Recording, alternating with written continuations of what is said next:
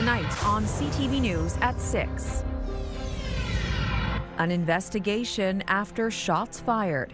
We believe it was just targeted at the residences. Police in Timmins seek video surveillance following 2 Sunday shootings. Plus, out of commission. Issues with Aloma Steel's electric arc furnace force a temporary shutdown. And it's a pest no one wants around. Rats are resource driven, so the main thing is to just keep food sources, shelter, anything you can do to keep them away. Reports of rats are on the rise in certain areas of Sudbury. CTV News at 6 with Marina Moore and Tony Rima with weather. Good evening. Thanks for joining us. Timmins police are investigating a string of shootings in the city, including 2 deadly incidents. They're now releasing more details about the investigations. CTV's Lydia Chubak reports. The most recent shootings happened Sunday in Timmins' North End. Shots were fired at 2 residences, but no one was injured. Police believe the same person was responsible and that person has not been arrested. We believe it was just targeted at the residences. Donnell says the investigation is in its early stages. The shootings come just over 2 weeks after 2 homicides in the city. The first happened July 31st, following an altercation on Balsam Street North. 1 person was shot and killed. Within 24 hours, another shooting on Ray Street South left 1 person dead and another seriously injured. 4 people were arrested and charged. The 2 individuals that were involved at the residence, they were charged with first-degree murder. So that's all before the courts at this point. And we'll see where that process takes. Timmins police officials say all these incidents are related to the drug trade. Donnell says a significant quantity of drugs was seized during the August 1st incident, but says investigators have not established a definitive link among all 3 events. At this point, we don't have anything substantive that we can say. Donnell says patrols and compliance checks have been increased as the investigations continue. Lydia Chubak, CTV News, Timmins. Say they're actively investigating an incident on Mountjoy Street between Sterling Avenue and Mohawk Road. Police are saying there's no current threat to the public, but they are asking people to avoid the area. We'll have more information as it becomes available. OPP have closed Highway 144 between Onaping Lake Road and the Sudbury area. Police say it was a single vehicle crash and 1 person has been taken to hospital. No word yet on when the highway will reopen. To the community on Wickwemicong on Manitoulin Island, now 2 people have been arrested after an incident last week where police say 2 people were forcibly confined and attacked with significant injuries. Police were called to a residence on Dawema Road and 3 homes in the area were later searched. Police arrested a 28-year-old man and a 20-year-old woman, both from Wickwemicong. Among the charges they face are forcible confinement and assault. The injured man and woman were taken to hospital and later released. No one was injured during a house fire on McNamara Street in North Bay this afternoon. Fire crews arrived shortly after 3 p.m. to a townhouse complex and say they were worried that flames would spread to the attic or to neighboring units. They determined the tenant was not home at the time and there were no animals inside. Firefighters say there was significant damage to the inside of the home. Crews are expected to be on scene for the next few hours so they can begin conducting an investigation into the cause. Provincial police arrested 1 person in Temagami early this morning.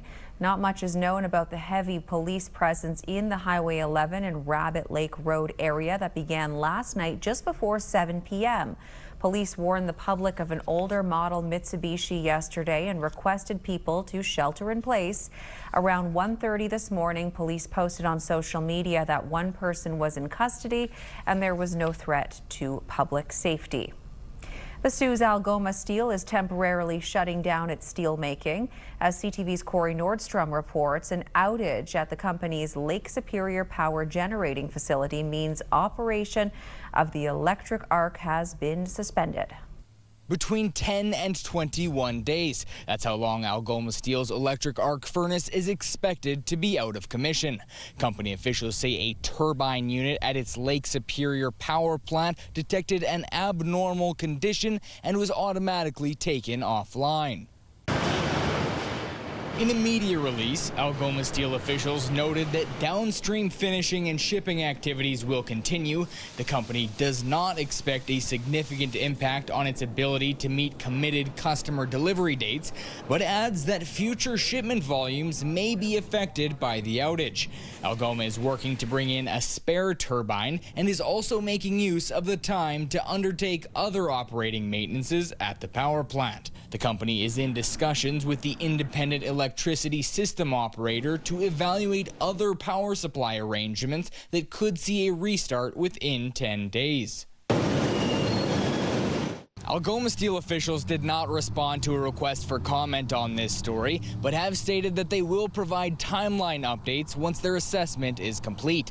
Leadership for the two impacted steelworkers unions were also unavailable for interviews. However, they did say that company officials told them they were not anticipating any layoffs as a result of the outage. Corey Nordstrom, CTV News, Sault Ste. Marie. Time now for our first check on weather, and the mornings are starting to feel a little cooler. Let's bring in CTV's Tony Rima with more on if this trend will continue. Tony. Thanks for that, Marina. Good evening, everyone. Yes to your answer. Things are going to cool off in the morning right across the broadcast region. Things are relatively clear at this hour. However, a system is going to be crossing our region, and as a result, that's going to bring in the clouds along with showers. That's going to start in some communities this evening. Then over the next few days, you'll see some showers, some clouds, and some sunshine. More weather details in just a few minutes. Marina. Well, Tony, as those cooler temperatures start to set in, lifeguards at public beaches will be going off duty in the next week or so, depending on where you live. Lifeguards will no longer be present at beaches in Sudbury and North Bay starting this Sunday, August 23rd. Gillies Lake in Timmins has shortened hours for lifeguards in August. Both Timmins and Elliott Lake will see staffing end later this month. Still to come here on CTV News at 6. Changes to the Ontario bail system come into effect today, and it has to do with a cash deposit. Plus, Premier Ford responds to Ontario mayors on dealing with addictions and homelessness.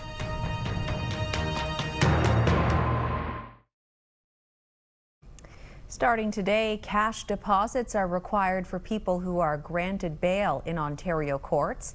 But there are concerns the move will create a two-tiered justice system, separating those who can afford to pay for their freedom from those who can't. CTV's John Woodward has more. Is already out there. That's not going to be a problem. Last year, the self-styled cocaine lawyer Deepak Paradkar was arrested on allegations he acted as a fixer for former Olympic snowboarder and alleged drug kingpin Ryan Wedding. He's fighting extradition to the U.S., and a Superior Court justice allowed him released on the strength of a pledge that if he fled, he, his wife, and wife's cousin would have to pay up to $5.25 million, one of the largest bail amounts in Canadian history. Ontario's new rules might have meant Paradkar would stay behind bars for a while longer, requiring not just a pledge, but the $5 million in cash up front. The government says this makes consequences of a breach immediate. Right now, the government has to pursue the debt. People deserve to feel safe in their homes, at work, and in their daily lives. They deserve to know that when someone is released on bail, the conditions attached to that release are taken seriously.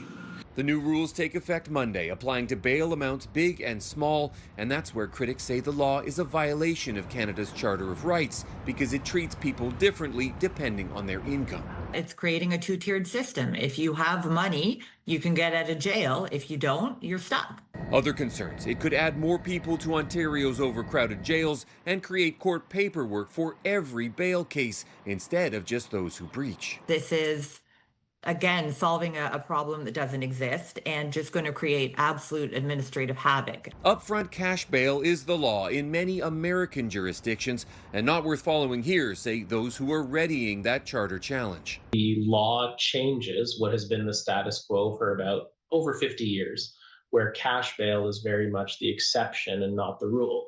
Ontario's government in the midst of a $3 billion jail expansion to provide 2,500 more jail beds. Critics don't want those beds occupied by people who just can't afford to leave.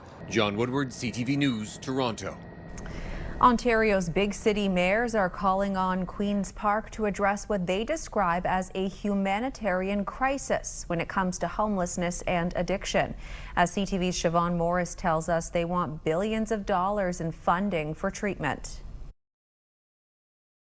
These playing out every day on sidewalks and in parks across the province. We can't continue to walk around or step over. We have to solve this. Ontario's big city mayors pleading for help, urging the provincial government to declare a state of emergency to tackle homelessness and addictions, dual crises putting a strain on cities and towns. While Queen's Park has put up $500 million for treatment hubs, it's only a drop in the ocean of what mayors say is required. We are funding $4 billion on an issue that properly sits with provincial and federal governments to fund. We're doing that out of the property tax base. It's simply not sustainable. Big city mayors want the Ford government to consider forcing drug treatment on people without their consent, asking for a panel that might include mental health experts and lawyers. We need to do this in a thoughtful way with appropriate people and safeguards that protect people's human rights, that work to get people the care that they need. Toronto's top mayoral challenger doesn't want to wait. The time for study is over. People have waited long enough. People are dying on our streets now, and we need to course correct. The current mayor batting away the question of mandatory treatment. Well, let's make sure there's treatment first. The provincial government owns the city about $20 million. To cover supportive housing, a gap mental health advocates say needs to be filled. We don't have enough support for what I call voluntary treatment, individuals who are stepping forward and saying, I really want to reclaim my life. Ontario's NDP not sticking out a firm position for now. What is required here is both a plan based on evidence and based on empathy. Siobhan Morris, CTV News. The federal government is stepping up in Sudbury with more than $780,000 for issues surrounding homelessness and encampments. Member of Parliament for Sudbury, Vivian Lapointe, says the money will go directly to outreach and response services in the city. The funding comes from the federal government's Unsheltered Homelessness and Encampments Initiative. Sudbury Mayor Paul Lefebvre said in a written statement the money would be used to fund frontline services. It's something no homeowner wants to deal with. In Sudbury, residents in the Minnow Lake area have been taking to social media to express concerns about rats. More from CTV's Madison Merrier. Multiple videos and images have been uploaded to social media showing large rats roaming around people's homes. We're probably getting about 10, 15 calls a week just for that. And, you know, and they're frustrated, the clients, because they never had this before. 2025, I think we were 5th place for Radio City. So that number comes from, it's a combination of all rodent calls. So that would be rats and mice that we do throughout the year. And yeah, we rank pretty high. We've always had a high mouse population, so rodents in general we're pretty high on the list. Just lately it's been rats that's the issue. So community members started a petition asking the city to assist before the problem grows. In a statement to CTV News, the city says bylaw can investigate when complaints are made, but it did not clarify how many have been reported. City Councillor Bill Leduc says he's contacted the head of bylaw department on the issue. I've asked her to assign staff in the area to look at it and get back and report to me, report something back to me. At this point in time, I haven't heard anything back yet. Public Health Sudbury and District says rodents can pose health risks to people. We're told there are some things you can do to protect yourself and your space. Typical things could be hantavirus. There's some bacteria like salmonella. There's some other fevers, rat bite fever, things like that they potentially can spread, right? So in an abundance of precaution, we want people to be aware of what they need to do to protect themselves and their families if they're dealing with rats or cleaning up after rats. Rats are resource driven, so the main thing is to just keep food sources, shelter, anything you can do to keep them away. Making sure that your garbages are secured with tight locks. Also, any kind of rodent like that needs water. So watching your water faucets outside, making sure that there's no drips. Both organizations recommend checking nearby landscaping as well as sealing all gaps into your house. Meanwhile, Leduc says to continue calling 311 to report all instances of rat sightings. Madison Marier, CTV News, Sudbury. Back over to Tony now for a check on the current conditions this Monday evening. Tony, how are things looking out there right now? Marina, not too bad at this hour. Overnight, though, things are going to change. Clouding over, and there's a chance of a shower or two. Let's take a look at your current temperatures at this point. In through Timmins, 22 degrees, much the same in through Cochrane, Moosonee. Still warm, 25, 24 degrees with a mix of sun and cloud in through Kapuskasing. Chapel a little cooler, 22 degrees. Wawa on beautiful Lake Superior, 20 degrees. In through the Sioux, 23. Heading on over to Parry Sound, mostly sunny, coming in at 22 degrees. Let's head north. Wow, things just changed here a second. But anyway, to give you a sense, temperatures aren't all that bad. Should be 22, 23 degrees as a daytime high. I'll get the bugs ironed out here, and your 7-day weather forecast is still to come. Marina. All right, we'll look forward to that. Thank you, Tony. Next on CTV News at 6. Plane debris is discovered in the Kawartha Lakes area as the search continues for a missing pilot. And the clock is ticking as negotiators work on a new Canada-U.S. trade agreement.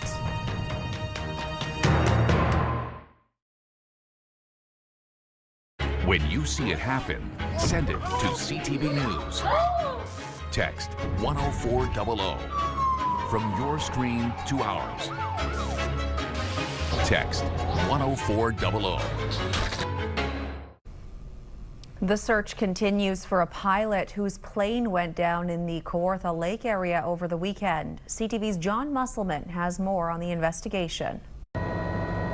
Debris from the missing plane was discovered this morning in Queen Elizabeth II Wildlands Provincial Park, located about 45 minutes north of Balsam Lake. Registration numbers on the debris have been matched to the missing plane. The pilot, 73-year-old David Douglas, remains missing.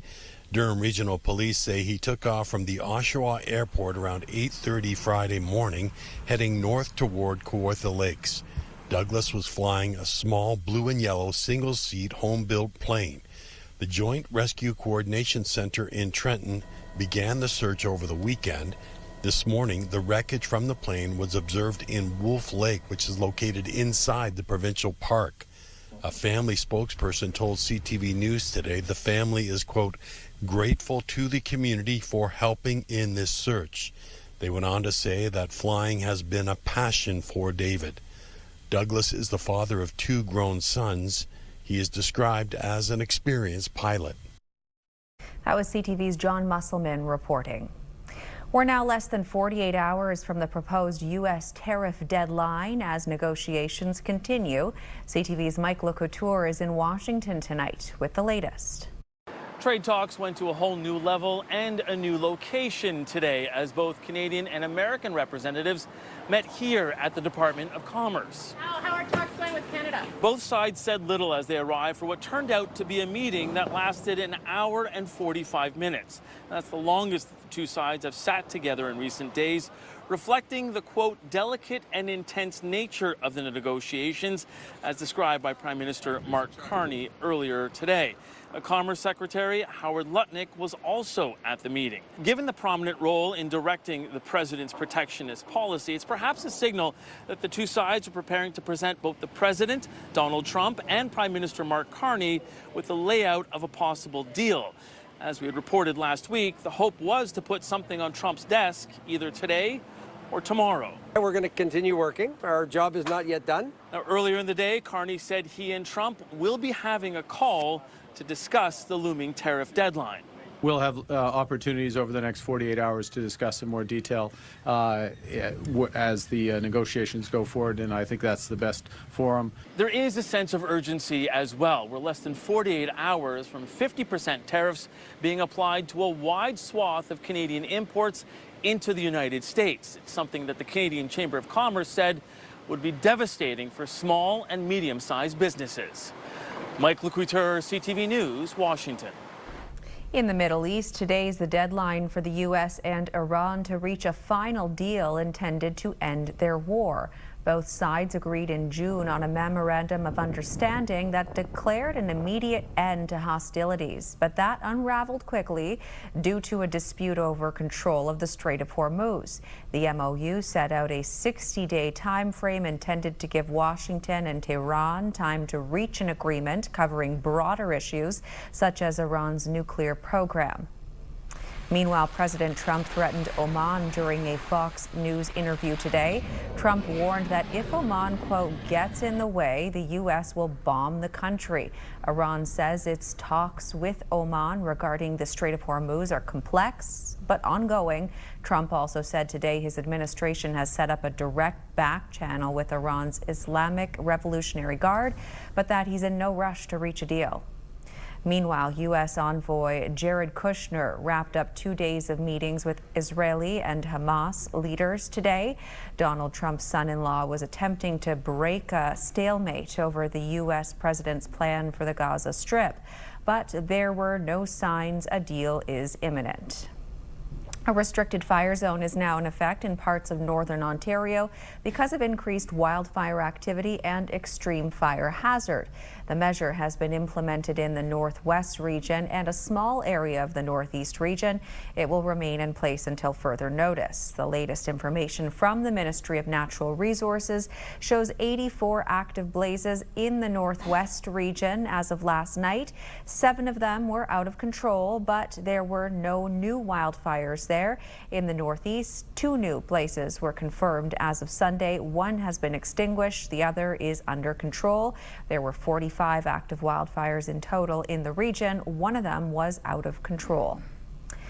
There's more news ahead, but first your full weather forecast with Tony Rima so you can plan the next 7 days. And Tony, hopefully you've got all those kinks ironed out now. I think so, Marina. Let's give it a whirl, shall we? Let's start with our forecast radar. Just pockets of activity, some cloud cover in through the northeast. And then after that, well, you can expect some shower activity overnight and into tomorrow, especially in through the afternoon and through Sudbury, Timmins Shores, along with Timmins. And for most communities, off and on shower activity, but it's going to be unsettled and we'll start to get a little clearing. Look at this, except for Wednesday around the dinner hour, you start to see a little bit more cloud cover, showers in through North Bay, north of North Bay. So what's causing all of this? We have high pressure and the circulation around a high is clockwise. As a result, this is going to be pushing through and we are going to feel the effects of this low pressure system that's going to come sliding down, and that's going to give us the unsettled conditions. So the clouds, the showers, and maybe a thunderstorm or 2, and eventually it moves out and then we'll get some clearing skies, but that may be brief. Taking a look now at our overnight conditions. In through Sudbury, partly cloudy skies, 11 degrees. For Sault Ste. Marie, chance of showers, 13, still warm, double-digit lows.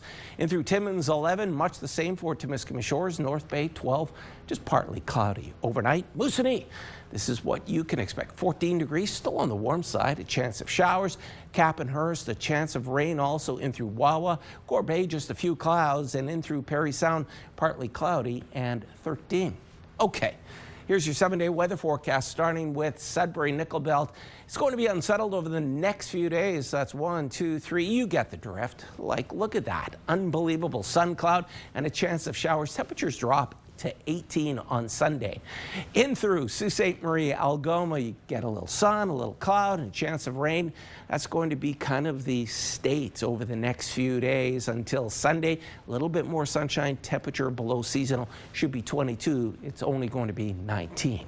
For Timmins, Cochrane, and Kapuskasing, a chance of rain, and that's going to continue. See this theme we have, a little sun, a little cloud, a chance of rain. Temperature is going to go up and down. On Sunday, though, cool, though, and 17 degrees. For Timiskaming Shores and Kirkland Lake.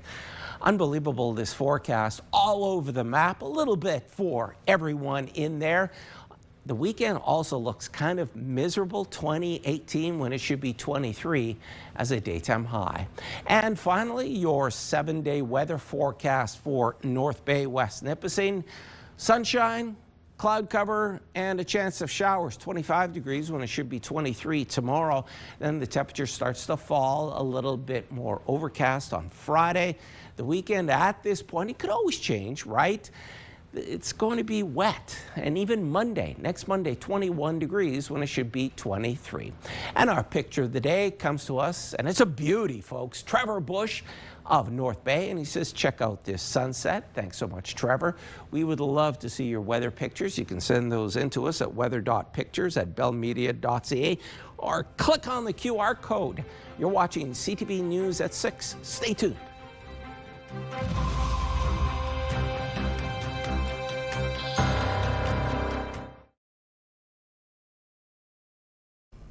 A viral video showing what looks like an incident on a Montreal zip line has turned out to be nothing of the sort, but the fallout is real. The company behind the ride says it had no choice but to pay the influencer hundreds of dollars in order to take down the misleading video.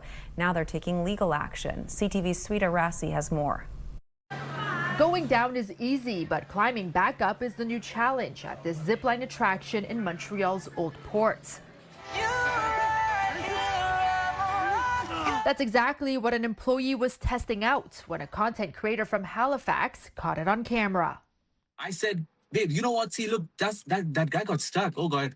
And then I said, my first thing was, obviously, I'm a social media guy. So, you know, everything I see, my eyes, anything interesting, I open up my camera, I start recording. Lovepreet Singh posted that video online and called it an incident. It went viral and garnered 1 million views in just 24 hours. But when the president of the company, Samuel Kadat, saw the post, he was shocked. And we could see so many different comments of saying, I'm never doing this again. So he asked Singh to take it down, or at the very least, change it to let viewers know there was no incident to begin with. But for the content creator, the video was making him money. So to remove it would cost Kadat. My social media is my source of income. So Kadat paid. And to strike a deal, we had no choice. They agreed on a $300 deal, and Singh took down the original video. He posted another one clarifying there was no incident to begin with. It was not an incident, guys. Yes, the owner himself reached out to me. One social media expert says it points to a bigger problem with how platforms reward content. The algorithms don't care about the false information or misinformation at all. They only care about how long people are watching the video, how many people are sharing, liking, commenting. The timing of the video made things worse. Kadat says the summer season is when his business earns most of its yearly revenue. Kadat has filed a police report and hired a lawyer. And if people get the ideas of manipulating businesses again that people work so hard to build, well, I don't think it's a good idea. But Singh insists he did nothing wrong. This is not extortion. This is my business. I never said do not go to that zip line because that zip line had an incident. Kadat hopes this incident serves as a lesson that influence comes with accountability. Sweeta Rassi, CTV News. Parents are increasingly refusing an injection of vitamin K for their newborns at birth. The shot has been common practice since the early 1960s and helps with clotting. As CTV's Heather Wright reports, doctors are concerned about the trend. Do you believe that babies have a vitamin K deficiency? Slick videos like this one are all over the internet explaining to parents the alleged risks associated with the vitamin K shot. This is interference with long-term consequences they never talk about. Doctors say this type of misinformation is leading to an increase in parents refusing the shot, which is given to babies right after birth to help with blood clotting. The incidence seems to be increasing, which is why there's concerns. Dr. Eugene Ng is a neonatologist at Sunnybrook Hospital in Toronto and says because babies are born with a vitamin K deficiency, a shot of the nutrient is given to prevent a rare but potentially life-threatening condition known as vitamin K deficiency bleeding, which can lead to brain bleeds and long-term brain damage. Late vitamin K deficiency bleeding is associated with a 3 times higher risk of intracranial hemorrhages, meaning that it's bleeding into the brain. and bleeding into the brain is a severe complication. Those opposed to the vitamin K shot list a host of reasons why, including concerns about ingredients, preservatives, and debunked links to leukemia. This is a well-established, much-needed, very routine biomedical procedure. Timothy Caulfield is a professor at the University of Alberta and says parents who refuse the vitamin K shot are also less likely to vaccinate their children. He says both are examples of the power of health misinformation. That sort of personal, urgent message from an influencer that you might relate to can be more persuasive than the authoritative voice that's expressing what the science actually says. It's hard to know just how many Canadian parents are declining this shot, but a new study from Sweden found from 2006 to 2021, the refusal rate more than doubled. Doctors say there is an oral alternative for any parents who are hesitant to give their babies a shot. Heather Wright, CTV News, Toronto. A London woman is turning children's drawings into one-of-a-kind stuffed animals for kids battling cancer. As CTV's Lauren Stallone reports, Kayla O'Connell started Brave Buddies after her own son was diagnosed with a tumor. Every child dreams of seeing their creations come to life, and Kayla O'Connell is turning those dreams into a reality. So drawing here, and then I sew it all up. I try to match it as closely as possible. The charming illustrations come from children battling cancer. Being able to bring that to life for them, whatever their imagination is, for them to bring to treatment, for them to bring to appointments, those really tough days. The idea came to O'Connell after going through what she recalls as one of the toughest times in her life. I noticed a lump on my little one's belly. He was 15 months at the time. We brought him into Emerge here in London and quickly found out that it was a tumor growing on his kidney, which had to be removed. O'Connell says she received a call that the surgery was a success and her son would not need chemotherapy. Your whole life changes. You don't know what's next, but we were so thankful for that. Now with that, we were exposed to lots of things, a world we never knew about, which was children living with childhood cancer. And from there, Brave Buddies was born. They can draw whatever they like, and there's some really amazing drawings that come in with lots of detail. O'Connell says she works with ChildCan, a charity located in London, Ontario, that supports children and families affected by childhood cancer. I get to witness, as part of this job here, is witness those really good, meaningful times where kids do get that respite. They do, get to briefly, forget about everything that's going on and just enjoy this moment. This is just one of many supports that we provide, but this one is it's something we've never done before. O'Connell says she's made roughly 12 stuffies since January, but hopes this is just the beginning for Brave Buddies. This project is giving them an opportunity to be creative. It gives me an opportunity to be creative, and then it brings smiles to both of us. In London, Lauren Stallone, CTV News. More than $45,000 is headed to the Timmins and District Hospital to support women's health. A ladies' golf tournament hosted by the Kin Club of Timmins raised the money this summer, and they presented the check today. Over the last 3 years, the tournament has raised more than $116,000 for the Breast Wellness Center.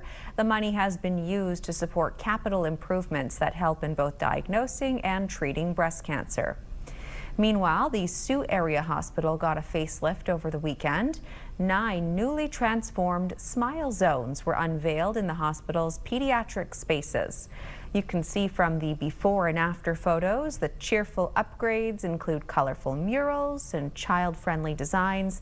The goal with the new decor is to reduce stress and anxiety for kids and their families while at the hospital. These renovations were funded through community donations during last year's Tim Hortons holiday campaign and this year's Smile Cookie campaign, as well as donations from Tim Hortons restaurants in the community.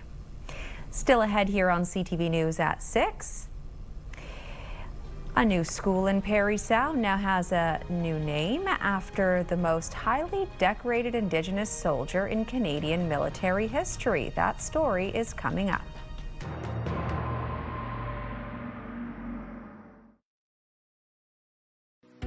clothing consideration provided by Fashion Fair.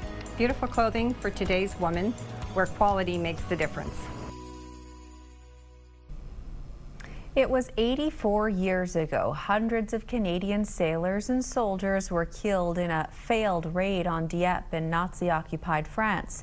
The mission laid the groundwork for the D-Day invasion. The anniversary was marked with a ceremony on the weekend. CTV's Derek Haggett was there. On August 19, 1942, close to 5,000 Canadian troops stormed the rocky beaches of Dieppe, France. Well over half never made it back to the boats. More than 900 Canadians were killed during Operation Jubilee, and another 2,000 were captured by German soldiers. Behind every number was a son, a brother, a husband, a father, and a friend whose sacrifice forever changed the lives of those left behind. Those men were honored at a ceremony in Dieppe Sunday afternoon to mark the 84th anniversary. The raid was an amphibious attack on Nazi-occupied France to test the strength of German coastal defenses. It's probably a trading ground. It's not really known, but it was sort of a disaster. The Dieppe was a disaster. We had a lot of deaths, a lot of prisoners. A lot of men didn't come home.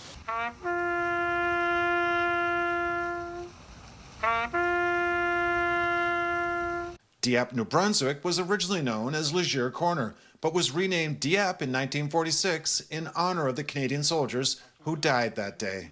We shouldn't forget the sacrifice, the ultimate sacrifice these people did.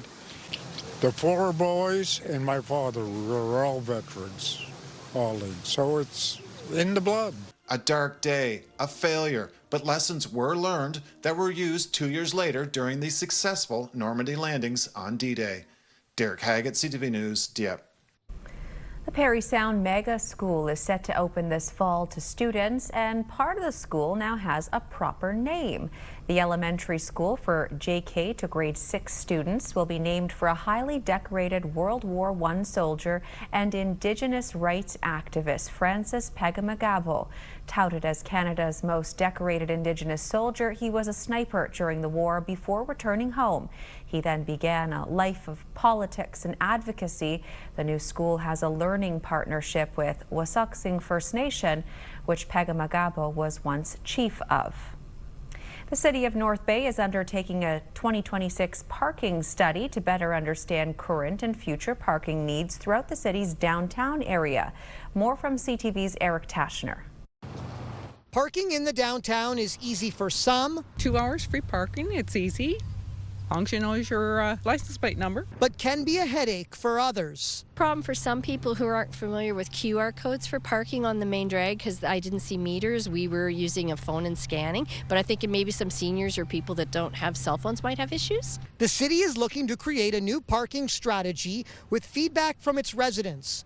RJ Burnside and Associates Limited will conduct a study to base the strategy on. To understand how it's used, what are the pain points, some friction that's happening within the system, and should we make changes in the future, we need to understand what those impacts would be. Maybe there's accessible parking, but there's like a step to get out of it onto the park or onto the sidewalk or something. So just those little details, more parking for accessible would be nice. The study will examine the city's downtown parking system, including the future role of the McIntyre parking garage. This specific lot's payment options, permit parking, and how well the current system is meeting the community's demands. Well, we need to understand the usage of that lot, who's using it, when they're using it, are they comfortable using it? A parking needs assessment is scheduled to be completed in October, with the creation of the new strategy sometime between October and December. 2 hours free is excellent, but you could probably open it up to a few more of the areas downtown, a few more lots. The surveys are available on the city's website and are tailored to downtown residents, visitors to the area, businesses, and their employees. We're very pleased that the city does check in with us on these things, or if we go to them with an idea, they're happy to listen to us. According to the city's website, the study will provide recommendations to help guide future parking decisions, but any changes to parking rules, rates, and operations would be considered separately. Eric Tashner, CTV News, North Bay. An employment agency in Sudbury is offering up a relaxed atmosphere for job seekers to connect with potential employers. Spark Employment Services will be holding a job fair this Wednesday in Memorial Park. The third annual Spark Up Your Summer event will include 40 hiring employers on hand to connect and engage with job seekers, as well as family-friendly activities and entertainment. Organizers say they hope the park provides a comfortable environment. Looking for work is hard work. It's very anxiety driven. And so this creates a really fun, inviting atmosphere to be able to connect with folks and to be able to sort of take that step forward to introduce yourself and to see what's out there. Makala reminds job seekers to bring their resume to the event from 10 to 3 at Memorial Park. Cameras will soon be rolling in the Timiskaming Shores area. Production will get underway this weekend for That Summer, an independent short film shooting in Coleman Township along the Montreal River.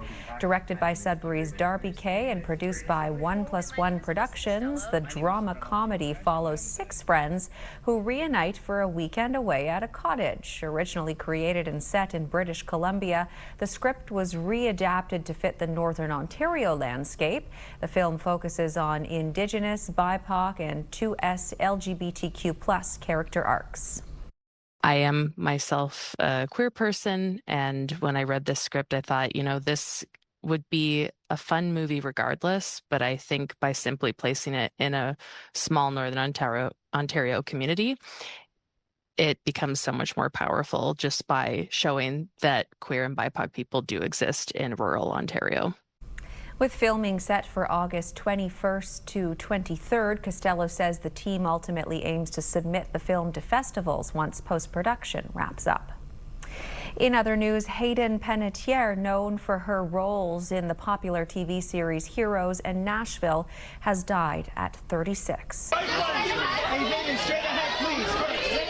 Panettiere's father announced the actor's death Sunday night, describing his daughter as an incredible light and force of nature who brought immeasurable love and joy to all who knew her. No cause of death has been announced. Panettiere she began her career as a child actor and found fame in the popular superhero series Heroes, followed by the drama Nashville. In the years leading up to her death, the mother of one had been open about her postpartum depression and struggles with alcohol addiction. Acclaimed actor Adam Driver will make his Marvel Cinematic Universe debut. David Daniel has that and more in tonight's Hollywood Report. Everything I do, multiply by 2, I got this and that, this and that. Stray Kids back on top. This and That just became the 9th album by the Korean boy band to debut atop the Billboard 200.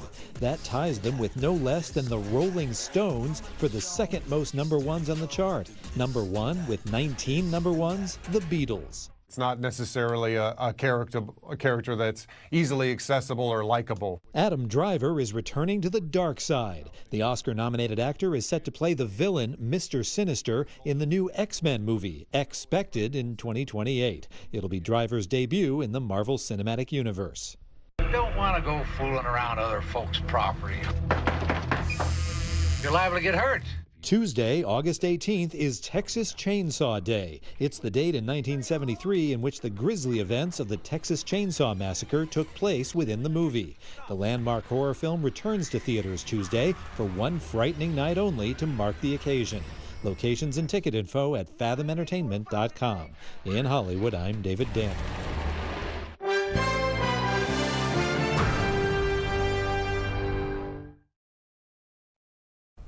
Gas prices are once again to blame for pushing the inflation rate up to 3% in July. BNN Bloomberg's Morella Ferrandes has more.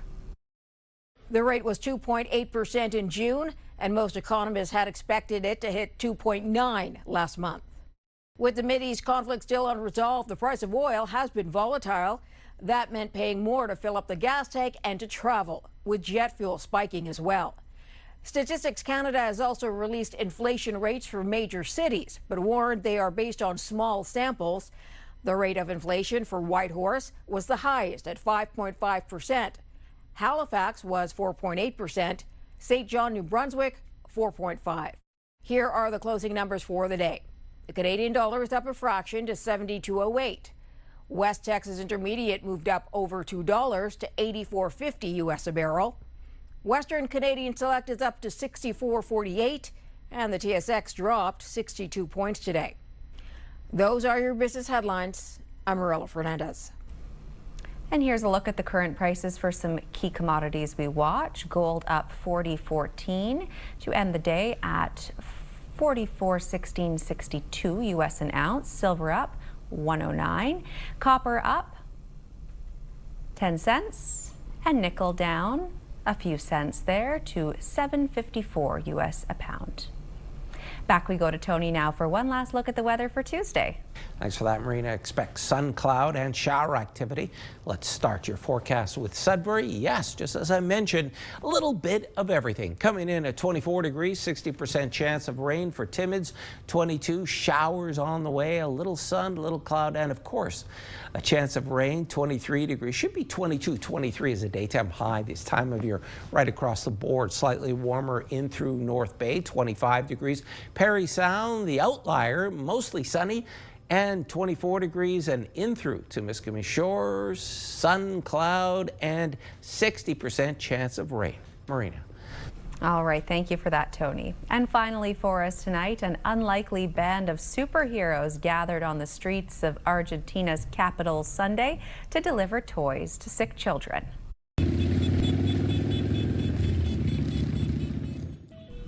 What a crowd. Yes, a large crowd of bikers, some dressed as superheroes, others as movie characters, drove down to hand deliver toys to kids. If you watch closely, you could glimpse characters like the Flash, Batman, and even pirate Davy Jones from Pirates of the Caribbean. Looks like a great day for all. We're going to leave you with these visuals as we say goodnight and thanks for watching. I'll see you again tomorrow.